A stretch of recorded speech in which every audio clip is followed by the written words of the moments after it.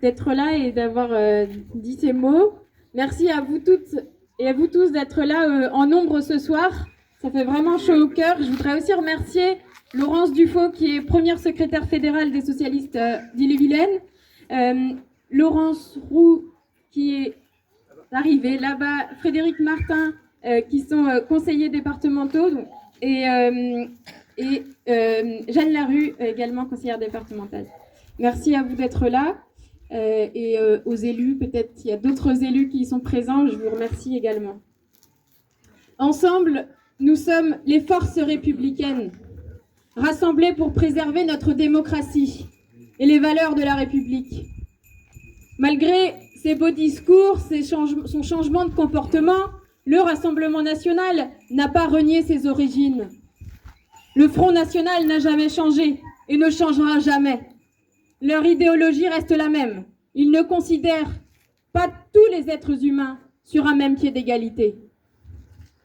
La Constitution française assure pourtant l'égalité devant la loi de tous les citoyens et citoyennes, sans distinction d'origine, de race ou de religion. Nous n'oublions pas. Et c'est pourquoi nous partageons tous ensemble la volonté de protéger nos droits et nos institutions du danger que représente l'extrême droite.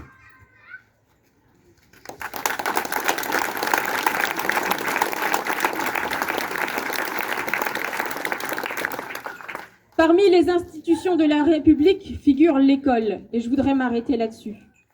De nombreux républicains croyaient dans l'instruction des citoyens et des citoyennes pour rendre la République solide et pérenne. Alors bien sûr, l'école n'a pas laissé de bons souvenirs à tout le monde, à chaque élève. Peut-être que certains d'entre vous ont connu une mauvaise expérience, humiliation, mauvaise note, mauvaise orientation, problème de formation des enseignants. Et pourtant, d'autres citoyens et citoyennes disent avoir été changés par l'école, grâce à des enseignants bienveillants et passionnés, et des enseignantes, grâce à l'augmentation des places au lycée, puis à l'université dans les années 60-70.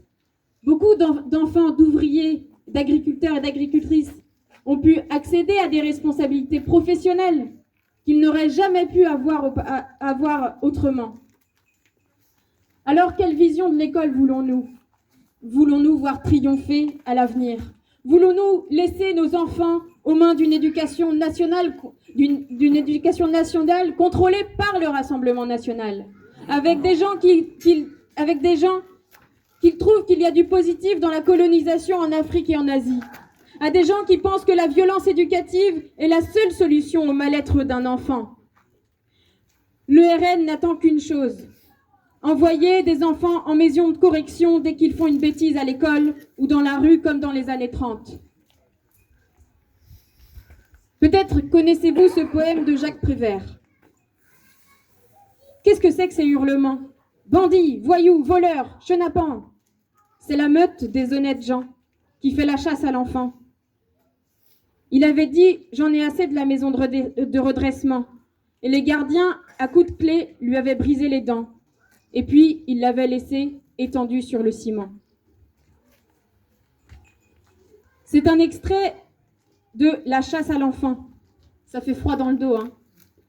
Prévert s'était inspiré d'un bagne pour enfants à Belle-Île, où il y avait eu une révolte. Voilà le projet du Rassemblement national pour l'éducation, rien de moins que ça. La République vaut mieux, la République et ses citoyens et citoyennes méritent mieux. Nos enfants méritent une école où ils seront libres de dire oui ou non, où ils pourront aiguiser leur esprit critique, tout en apprenant les savoirs nécessaires à la vie en collectivité. Définitivement, avec Jaurès, nous pouvons dire « La démocratie a le devoir d'éduquer l'enfance selon les principes mêmes qu'ils assureront plus tard la liberté de l'homme. » Dimanche, ne nous trompons pas. Rappelons-nous la nécessité d'une école forte pour une démocratie vivante.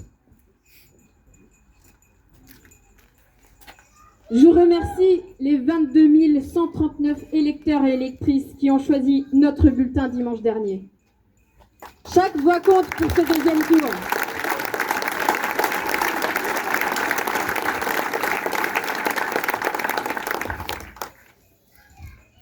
Chaque voix compte pour ce deuxième tour.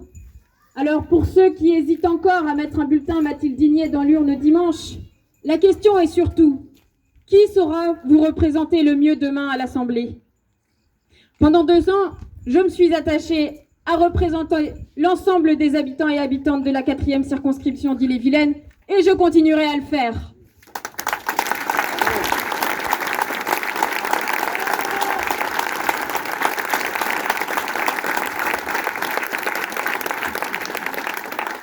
Je suis la seule candidate à défendre un programme qui peut améliorer vos vies pour que chacun et chacune retrouve la paix, la joie et que nous vivions enfin des jours heureux.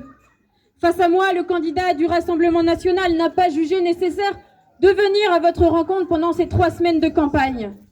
Comment croire qu'il vous défendra ensuite à Paris pendant 5 ans? Qu'il viendra sillonner le terrain pour venir à votre rencontre? Ce n'est pas sa priorité. Le Rassemblement national ne cherche qu'à nous diviser. Il porte un programme irrespectueux des droits humains, des femmes et des minorités.